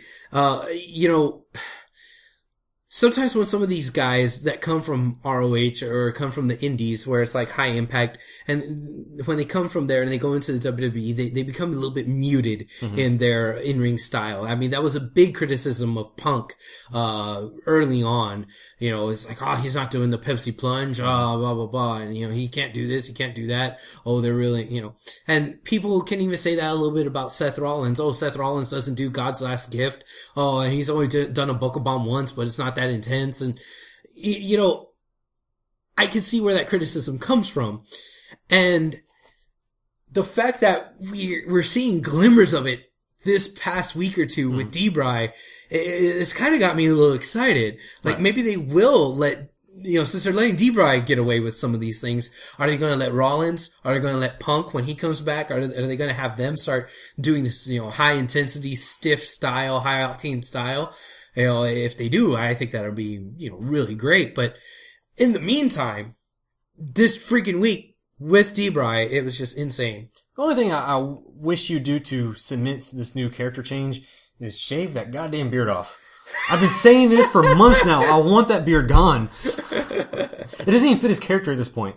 It's just goat face and all this other shit. It's too cartoony for him. You know, once the Wyatt family debuts, I think he will have to shave because it'll probably be kind of too close to their gimmick because they're all like bearded dudes and looking all scraggly. So which there's another ROH guy in there, Brody Lee. Yeah, there you go. Yeah, he's another one. Yeah. So there's a lot on the horizon that seems to be very promising. And I wonder if after this WrestleMania that just happened, if this is the signaling of a new era. Like we went from the Attitude Era to the Ruthless Aggression Era to the PG era, and I wonder if now we're kind of transitioning into another era. Possibly. I don't know if it has anything to do with PG or not. I don't want to say that because it still remains to be seen. It's going to be PG. But we're moving into a new phase, I feel. You know, everybody talks about the 80s and the 80s era. Well, there was a little era right after that called the New Generation era, you know, when Bret Hart and Shawn Michaels and Diesel and Razor Ramon started to come into their own. But you still had the older guys too. Yeah. So. And people don't always talk about that era. They talk about the 80s and they talk about the Attitude Era and they forget about that era in between. And then you had, you know, in between the Attitude Era and the PG era, there's that little era that people don't really talk about called the Ruthless Aggression Era. And I'm wondering if now, this era that we're transitioning into is another one of those like little in-between eras that will kind of transition between the PG and the next big era, you know? Yeah, because like you're saying, in the New Generation era, you know, that's when, you know, guys like Hunter Hearst Helmsley came out. Yeah. You know, and, you know, guys that were big names in the Attitude Era, they got their start in the New Generation era. Yes. Same thing with Ruthless Aggression. A little guy named John Cena and Randy Orton debuted. Lesnar, yeah. Yeah. So you need these transitional periods to build new future stars. Yeah, and I feel that that's exactly what WWE is doing right now, especially since and right before Mania. I mean, we listed it off last week of all the new blood that they've been bringing in. Yeah. And I think that they're really focusing on these new people that are coming in, especially with Curtis Axel getting another win. Curtis Axel got another win. Hey, it's a count out, but a win's a win, baby. Yep. Mm-hmm. You know, so Curtis Axel's 3-0. And, you know, I'm digging this guy. I really like it. Actually, and, he's 5-0. He's been fighting Sin Cara on SmackDown. oh, okay. Well, then, yeah, if you want to count that. On SmackDown, yeah. He fought Sin Cara again, and he won with the perfect plex. Oh, cool. Yeah. Nice. Yep. Yeah, full disclosure, I did not watch SmackDown this week, but, you know, whatever. You could have said you fast forwarded that. Yeah, I just found, no. Anyway, okay. So, D-Bry versus Ryback. Let's talk about this match a little specifically, examine it a little bit. D-Bry did this crazy leg lock thing where he kind of wrapped up his legs in kind of an Indian deathlock. He did that on SmackDown against Roman Reigns. Oh, really? And then did he start doing the forearms? Wow. Was it as brutal as it was when he was doing it to Ryback? A little more brutal on SmackDown, actually. Really? Yeah. You know, because I was about to say that was the most brutalized I've seen Ryback. Yeah. You know, I mean, and that's including the matches I had with Cena here at the last pay-per-view. You know, he was getting effed up by D-Bry. And, you know, I mean, it's one thing to be in an Indian deathlock. Right. You know, that's one thing. It's supposed to be an excruciating hold. But the fact that was coupled with those forearm shots to the face where D-Bry just went ahead and, you know what, I'm going to lean forward and forearm you in the face while doing an excruciating leg lock. Yeah, that was amazing. That was so great. And the fact he was doing it to Ryback, it really gave D-Bry a whole lot of credit. Oh, absolutely. You know? I mean, this fact that he wrestled, he said he was going to fight someone else after the first match he had. Yeah, the fact he was going to pull double duty, and the double duty match was with Ryback, and he gave Ryback a run for his freaking money. Yeah. Like, all that was just, you know, amazing. And the fact that, like, that little backstage thing with him and Ryback, he just got right up in his face. Yeah, he was definitely, he's definitely been to a few Be a Star rallies, and he decided to stand up to the bully. Uh-huh. That's exactly what he did. You know, it's like, you know what, I don't care what you think. I don't care how you make fun of me. I'm going to kick your ass. Man, this Be a Star campaigns, they're going to get someone killed. Yeah. Let's talk about somebody. Well, are we done with D-Bry? Man, we could spend 3 hours talking on D-Bry right now, but yeah, I think we get the point. I think everybody gets the point. Yeah, I'm sure the majority of people listening to this show have probably watched it, so they know what we're talking about, and, you know, D-Bry's amazing. So, okay. Let's move on to somebody else that, is being a bully. Sheamus. Yeah. He's a face, but damn, he's such a bully. That whole, little interaction that he had with Cody and then with, Sandow. He's being such a bully. Well, he's always been like that. Yeah, I know. He stole Del Rio's car when he was a face. Yeah. I don't know. You know those gingers. Those crazy gingers, man. You get them going, and man, they won't stop. Indeed. So I don't know. That's why it's easy. I think it'd be easy for Sheamus to go heel again if he wanted to. Yeah, I think it should be in his near future. You think so? Either in the him, near future? Yeah, either him or Orton. One of those two guys needs to go heel. That's a good point. Yeah, one of them needs to be heel. Yeah, both of them being face right now, I don't know. What is even Randy Orton doing? I don't know. Randy Orton's not doing jack squat. Yeah. Did he even fight? Who'd he fight on Raw? I heard his music. I know I heard his music too. What did he do? He fought somebody. Yeah, I don't even know. I can't even remember. I don't care. No, he was in the 6-man tag, wasn't he? Yeah. Yeah. Yeah, because D-Bry was all up in his face. Oh yeah, so that match wasn't just a tag match. That match, yeah. See, I had it in my head. That's what Orton does to matches. I had it in my head. You completely eliminated him from the match, and you thought that the 6-man was a tag team. I definitely did. I can't believe I just did that. I thought it was in my memory. It was just Hell No versus. You literally blanked out. I Orton literally from just erased Randy Orton from that match completely. Wow. Blandy Borton strikes again. Wow. That's amazing. Okay. All right. Let's move on to Triple H and Vince and Stephanie. Well, I think that's the bigger thing, the fact that the show started off with Stephanie, and then she started the promo, and she said something, and I was like, oh, okay, that's kind of a heelish thing to do. And then she said something again, I was like, oh, okay, that's kind of another heelish thing to do. And then, bam, you're all selfish. Yes. I was like, okay, she's a heel. And then Vincent came out. Yeah. And then he kind of said, oh, thanks for, it's good to see y'all and all this. And then he proceeded to say, hey, you're being selfish too. Yeah. So, okay, cool, we're getting heel McMahon's again. I know, and I'm very excited about that. I was so hoping for that. I'm very excited to see Stephanie again too. And then, and that part really you didn't notice how bad you missed it until Triple H came in and went to that little backstage thing, and he got up in Vince McMahon's face, and they were kind of all going out. I was like, oh man, this is classic WWE stuff right here. This is what made people watch it. Yeah. It's so funny that Vince, of all people, gets that kind of reaction from just him doing stupid crap with other people. Yeah. And, I think it's really,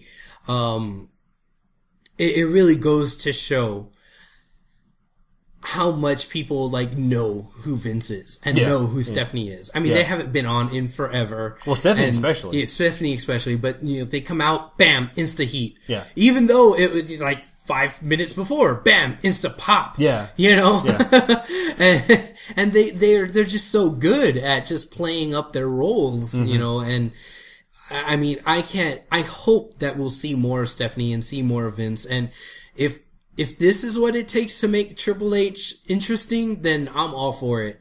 I did think going back to that backstage segment, whenever Triple H was saying, I'm going to fight, Vince was saying, no, you're not. And then Stephanie sided with Triple H and got I was like, oh, there is so many interesting family family dynamics going on in there. So it's like, well, hold on, you don't talk to my husband that way, but I agree with you, Dad. Yes. But shut up. Right, and that was kind of how it was in the opening segment when Vince started going off on the crowd. Stephanie was like, "Okay, Dad, come on, let's go to the back. Come on, Dad."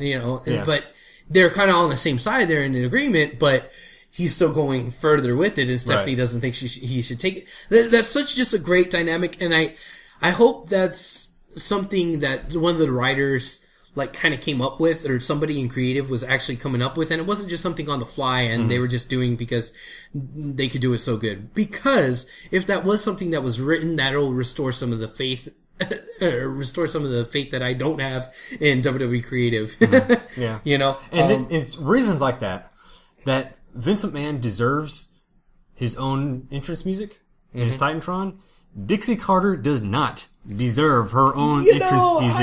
I gotta disagree. Well, I don't know why you were so bitching about that during the pay-per-view. Dixie came out to entrance music. She has entrance music, so what?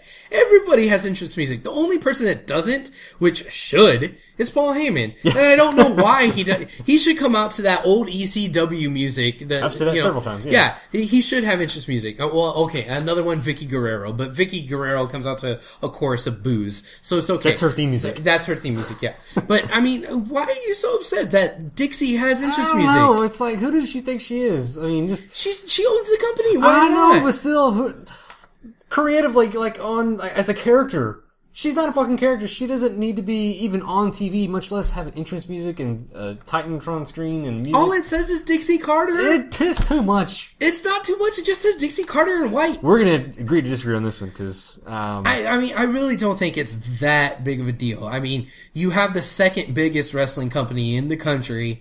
And, what's a little bit of entrance music and a little bit of, Because she thinks she's Vince McMahon. No, I don't think she thinks that. She no, does. Get the hell out of here. She just thinks that she owns the company. And, well, she does. She thinks she's all that. No, I don't. You're reading way too much into that, sir. You're reading way too much into it. No. Say what you will. We'll agree to disagree. We'll agree to disagree, my friend. All right, fine. What were we talking about? We were talking about Vince and Steph, and being right? awesome, yes. Okay, so yeah, Vince, Steph, awesome. Interacting with Triple H, there was a lot of dynamics, a lot of layers there, which is something that I would like to see. I'd like to see complexity and layers and that type of thing. Those storytelling elements there. Yeah, speaking of that whole situation, about them peeling it up and everything, about them saying Curtis Axel, he's beneath you. He's beneath him. I wonder where they're going with that. If there's just I want to say it was just a one-off comment, but they said it multiple times. Yeah. They said it in the ring, and then they said it in the backstage segment. So it's just putting further emphasis on Curtis Axel. You just did it. That's what Cole did. We called him Curtis Angle. Are you done? No. Get it out of your system. Okay. Are you finished? Maybe now. You killed it.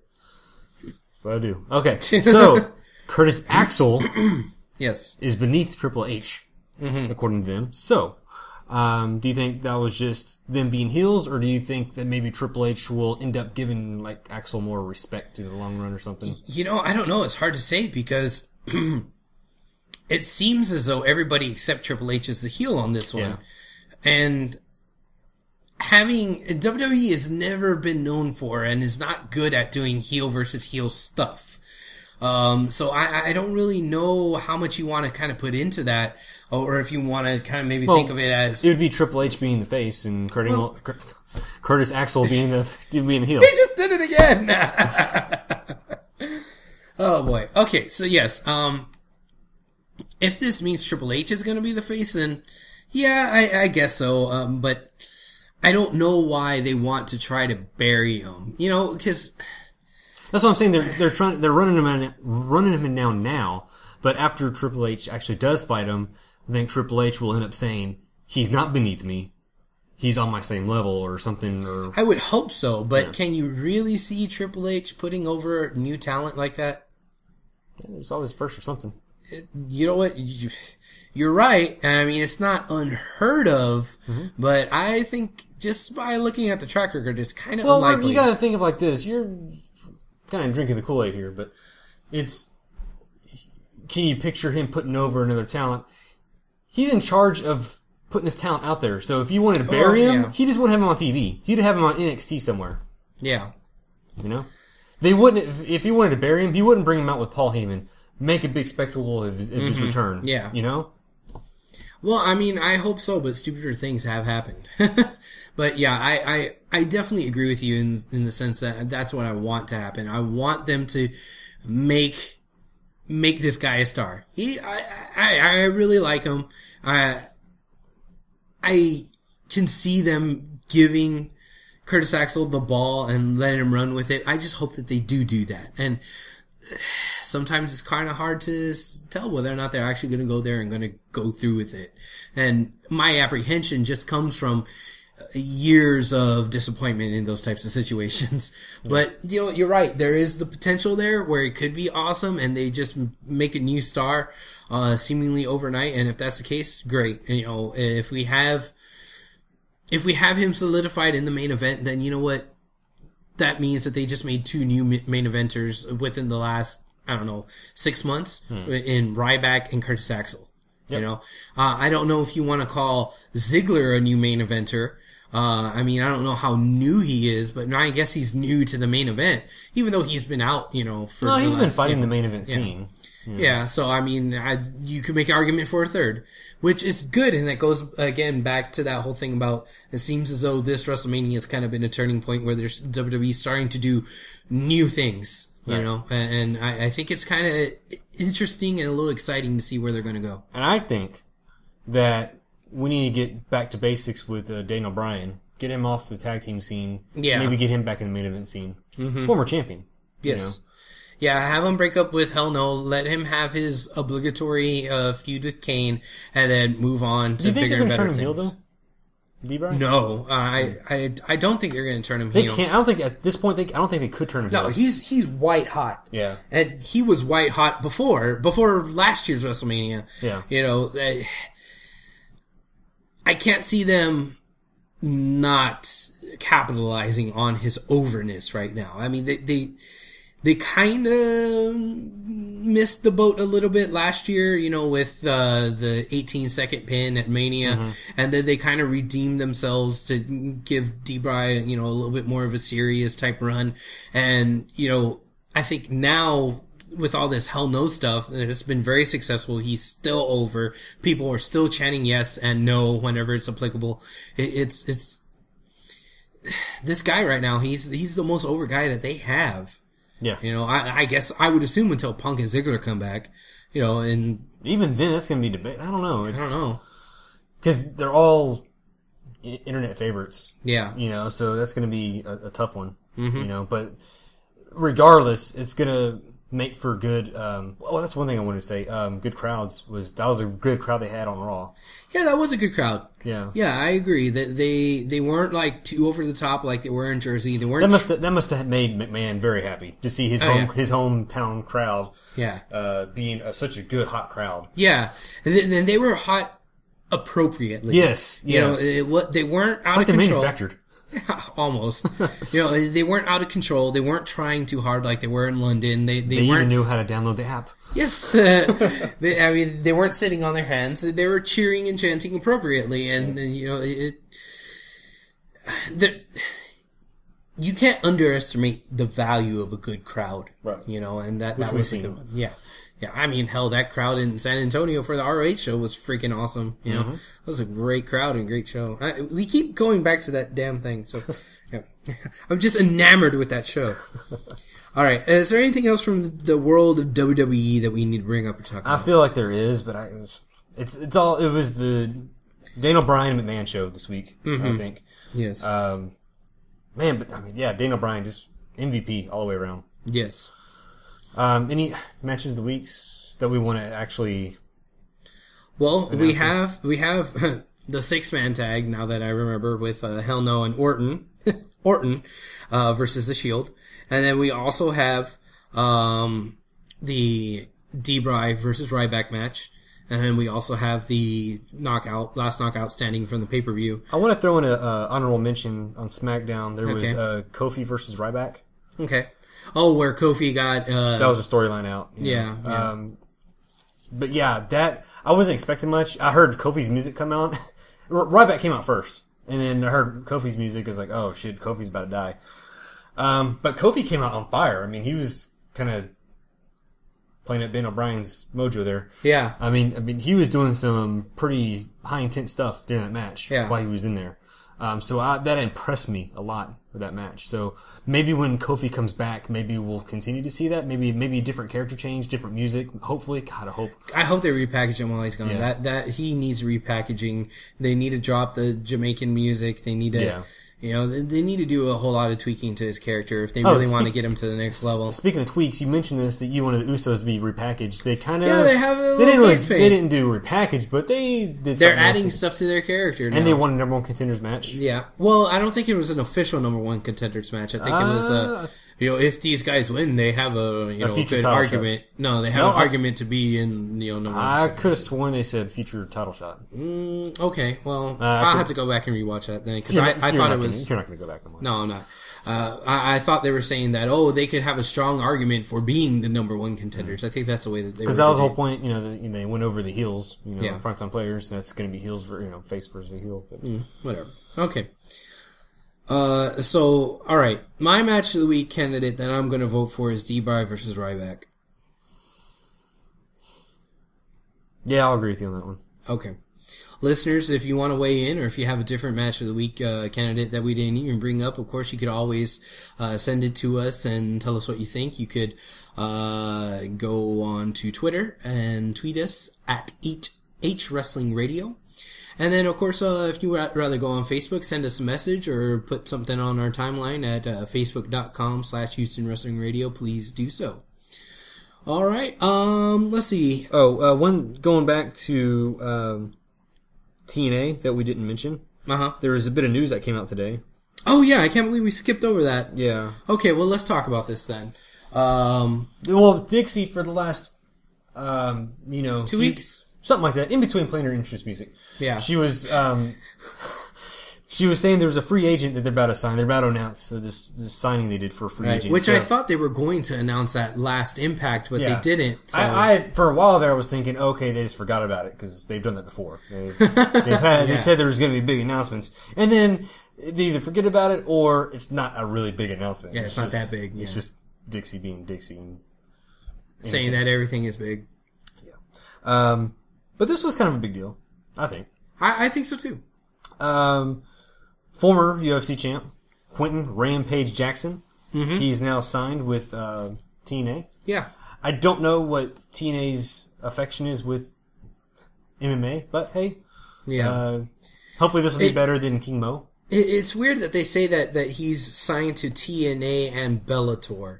I don't really know what the relationship is between TNA and Bellator, other than the fact that Bellator comes on after TNA. I think it's more of a Spike thing than anything. Yeah, I don't really get what their affiliation is, and maybe that's just because I'm not an MMA guy and I don't really follow MMA, so I don't really know. Yeah, I don't get that either, because it's like, is he signed to wrestle, or is he signed to cage fight in MMA? I mean, what exactly is he signed to do? I'm just going to say TNA. I don't know nothing about the Bellator thing. Okay, well then let's forget about MMA, let's forget about Bellator, and let's just assume that he's going to be an active member of the TNA roster.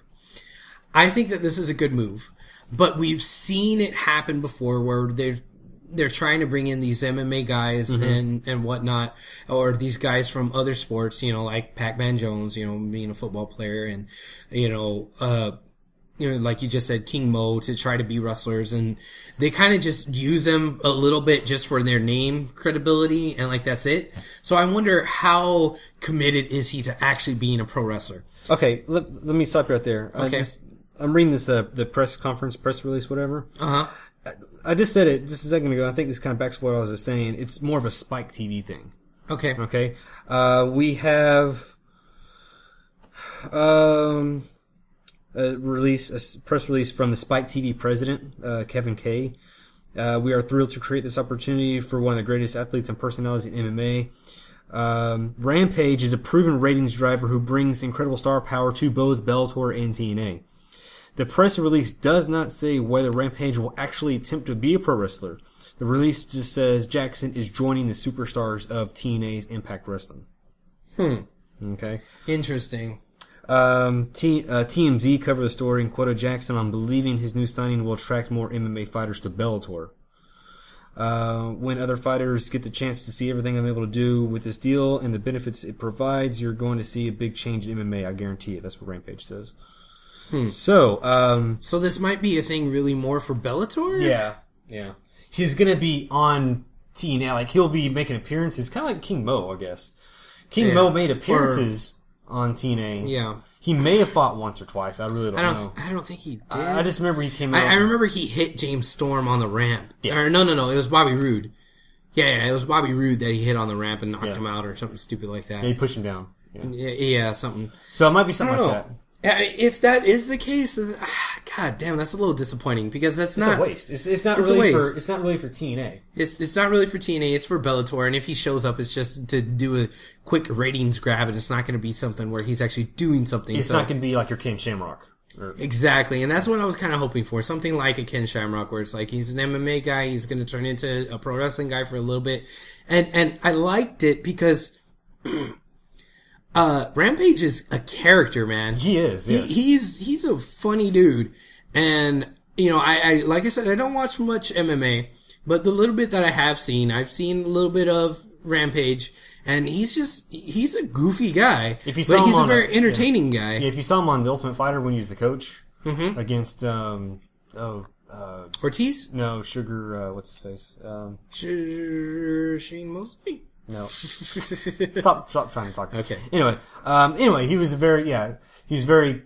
he could be both confrontational but very humorous at the same time. Yeah. A lot of shit talking that he does. So, very humorous stuff. But, I was telling my wife when I told her about that, because she likes him too, and I was saying, don't be surprised if you start seeing more MMA guys go into wrestling. Just because it's already an athletic thing anyways. Yeah. It's kind of, I don't want to say similar, but it's in a ring and whatever, Yeah. But they're already in the shape. They can do moves, Yeah. But think about it, to go from an MMA to, let's say, for example, WWE, you're getting paid just in general. Thousands of dollars. Right. Yes, I would hope so. If not more than that, depending on who you are. But to work maybe a lighter schedule, you'd probably be doing more work because you're more frequent. MMA fighters only fight, 3 times a year? Something like that, yeah. So you'd be doing more matches, but at the same time, your health would be so much better, I think, because you're not going to be risking it all. Yeah. Like those MMA fighters do. But see, the weird connection between Bellator and TNA is, for the most part, you got your fans that like wrestling and MMA.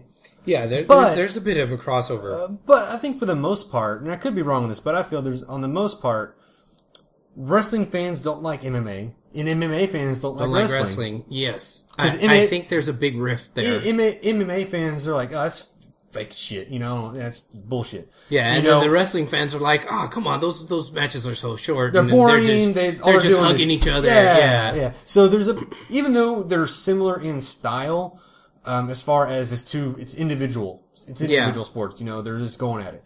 But the techniques and everything involved in the showmanship and the presentation, two very different animals, and that's why I can never understand when TNA started signing up with Bellator. And I think, going back to that, it's more of a Spike TV network thing. I don't think it's Dixie going up to Bellator president and say, "Hey, you want to do something? You want to?" Yeah, it's probably someone in Spike saying, "Hey, it would be great." Someone who doesn't know anything about wrestling or TNA. Exactly. Somebody who's just like a network executive. Yeah, exactly.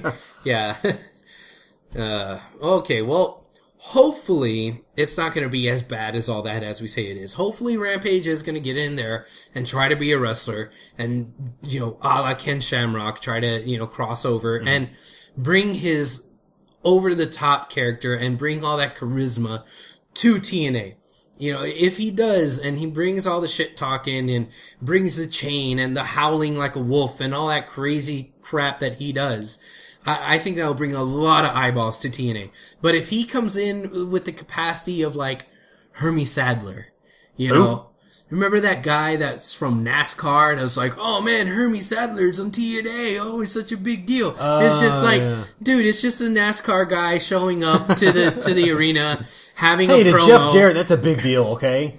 Yeah, but he didn't do anything. He just kind of like showed up and like cut a promo, called a couple of matches in the commentator booth, and that's it. Yeah. And if that's all Rampage is gonna do, well, the fuck? That's not the biggest signing of the summer. Yeah, I mean, come on now. It's just a waste. It's stupid. But I think if he were to become a wrestler and actually go at it full force and not half-ass it, that's what TNA does though. They'll get like a hot thing that's going right then and there just to try to get a few pops in ratings.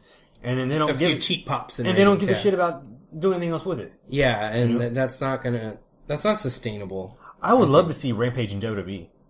Oh yeah, I'd love to see him in TNA. I'd love to see him in wrestling. Period. Well, just think we just talked about it. No. I'm just talking about instead of TNA, I would like to see him in WWE. Just can you imagine him going up against Ryback? Not even in a match, just like. Just in a promo or something or some kind of... Well, that probably wouldn't be that great of a promo because of Ryback. Some kind of exchange or something, Yeah, maybe like him and Jericho having a promo. Yeah, I think that would probably be better. But no, I see what you mean. But I think there's more characters in WWE that could play off of Rampage. Yeah. Well, I mean, that's not to say there's not characters in TNA that could play off of Rampage. Oh, no, even better. Big Show. Yeah? Big Show. Oh, Mark Henry! Yeah? Mark Henry and Rampage going back and forth. That'd be crazy. You might need subtitles for it, but it'd be crazy. Yeah, definitely. I would like to see him in a promo against Mark Henry and then also against Big Show. You might be an MMA fighter, but you ain't the world's strongest man. Yeah. Get on out of here with this crap. That'd be great. Before I beat you. Before I beat you up, man. This is my ring. Oh man, that now I'm just gonna be thinking about that forever now. The dream match of Mark Henry versus Quentin Rampage Jackson. All right, is that it for that? Oh, I think so. Okay, let's call it a week. That's kind of a long show. We're already pushing on here, so let's go ahead and end it there. This weekend, ROW, Booker T's ROW is going to be this Saturday at the Clear Lake Sports and Recreation Center on Clear Lake and on Diana Lane. Mm-hmm. So come on out, check it out, and it's going to be a pretty good show. I'm not. Have you seen what the card is? You know any of the matches that are on the card? They've thrown up some matches on Facebook and whatnot. Yeah. So we got some pretty good lineups. Okay, cool. this is going to be the first show after the iPay-per-view that they had, so I guess we're going to start a new cycle here of storylines and whatnot, so that should be pretty cool, pretty interesting to see what they're going to kind of kick off with here. We've said that we always wanted to try to have a interview with an ROW guy the week before, but I mean, with all this going on with ACH and then Jay Lethal, we didn't really get a chance to. But we're definitely going to try to get some more people on and maybe interview one of these guys here soon. Oh, look, Travis just pulled up a few of the matches on Facebook here. Let's see. We're going to have AJ Summers, who we saw there at ROH. He was teaming with Fruity Rudy. Excuse me, Rudy Russo. Uh-huh. Yeah. He was a face in that match, but we were still calling him Fruity Rudy. I guess just to let him know that it was us that was there. Anyway. Okay, so AJ Summers, and he's going to be taking on Kid Ransom. So I think that should be a good match. Friend of the show, Kid Ransom, great guy. Let's see here, and then we're also going to have the Pride versus Rockstar. Hey, that's a rematch from that insane tables match where the table didn't break. I think this is just going to be a regular one-on-one, though, but whenever you get the Pride and the Rockstar, it's always good. And it also appears as though Team Internacional, or as we like to call them, the Green Card Mafia, are going to be in action in competition. So but don't let that deter you from going to the show. All right, and there was something else up on their Facebook page that seemed kind of interesting. It says that there's going to be a debut of Alex Reigns. I don't know anything about this guy. They just have a picture on him. He has a bunch of tattoos on his arm. He looks impressive from the picture. Yeah, he looks like a wrestler. Yeah, he looks like a wrestler. He looks like he's been hitting the weights. So let's see what this guy can do. That might be pretty cool. And then we're also going to have Mysterious Q in action against the walking bottle of Powerade, Ruthless Ryan Davidson. So hey, I'd like to see. Does he get that reference? Because we chant that at the shows. I don't know if anybody has explicitly said, hey, your gear looks like a bottle of Powerade. I don't know if anyone's explicitly told him that, but we've... Because even for me, I get the reference. I mean, I get it because y'all told me what it means, but I'm like, yeah, if you just said that, it's like, huh, okay, yeah, but... I just wonder if he, hears his chants as he's coming out, or he's... does he get it? I wonder if he what the hell are they chanting? Well, he reacts to it, so... Well, but he reacts... He reacts as a heel, so... Yeah.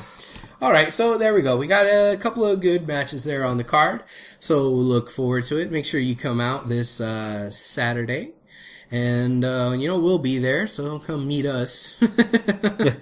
And it'll be a good show. I think so. Alright. Now, we're also going to have something interesting for you guys next week on the show here.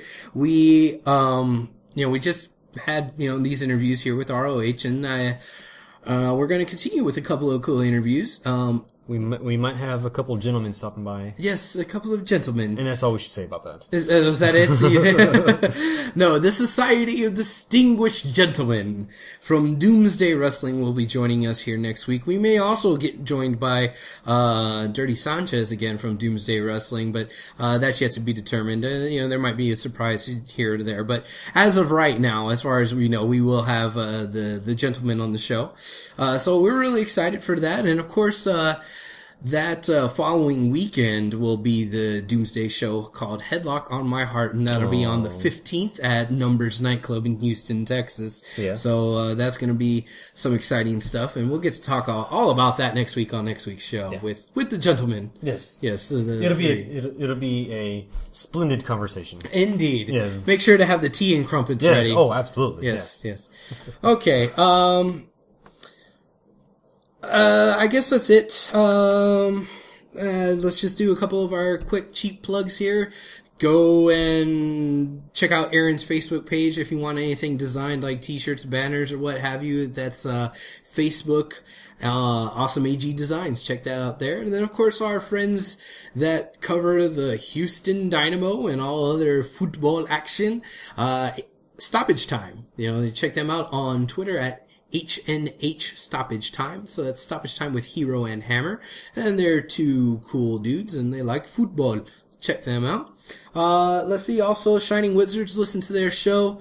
They're good guys and they have a really good podcast. They always have awesome interviews. Like we're starting to get awesome interviews. You know, we had ACH, we had Jay Lethal. They've already had Jay Lethal like a month or so ago. You know, they're always having awesome interviews. So check them out at, on Twitter at Wizards Podcast. And then you can go to their website at shiningwizards.com. Shining Wizards actually gave me a good idea. One time they're talking about, they mentioned us one time, and they said you should change your name I should change my name to Kane. So it could be Houston Wrestling Radio with Kane and Abel. Yes. You know how many times in my lifetime I've heard that damn joke? Oh, you're Abel, where's Kane? Or if I'm like hanging out with someone, oh, that'd be Kane. Come on, something original. So that would make you miserable, pretty much. Yes, it would. I would. Oh, hate now you. I want to do it even more. No. Okay. Also, thank you, Shining Wizards, for that wonderful idea. Jesus. Okay. Also, check out Wrestling Heels. You can check them out after Raw. They have a live show that you can phone into, and you can check out their website, Wrestling Heels, and it's a heel takeover. That's what they like to say, and they also like to say that chicks dig heels. So, were they ever wrestling faces at any time? No. It's always but been... I think they also did Wrestling Heads Radio at one point, but that's not like Wrestling Faces. Well, I'm just saying, there's. Did they ever turn to heels? I think they've always been heels. Did I think they've been heels their whole career. Oh, okay. Yeah. Okay. All right, that's that. Max is doing his own podcast now for the wrestling game. So good for you, Max. I'll have to take a listen to it here pretty soon and check it out and see how you're doing with that. But he's got bigger things going on right now. Yeah. So subtitles and whatnot. Yeah, with the subtitles and everything with WWE, we're gonna have to have him on for that final victory interview here pretty soon. But yeah, WWE said that they're gonna be putting subtitles on their next 3 DVDs, so that's pretty cool. So congratulations, Max, and check out thewrestlinggame.com and also check out Wrestling with Subtitles on Facebook and Twitter. All right, if I forget anyone, I'm sorry. That's it for now. Thank you so much for tuning in. Make sure to tune in next week to hear some great Doomsday action. And, just... It'll be the most polite conversation you've ever heard. It'll probably be very polite, yes. Also, subscribe to us on YouTube. Subscribe to us on iTunes. We're trying to get on Stitcher, so maybe within the next week or two we'll be on Stitcher Radio finally. I think that's cool. Some very exciting things happening here in Houston Wrestling Radio. So thank you so much for all your support and for tuning in and telling your friends, hopefully, to tune in too, right? Yes. Right. That's okay. Important, yes. Yes. All right. Adios, my friends. Keep it classy.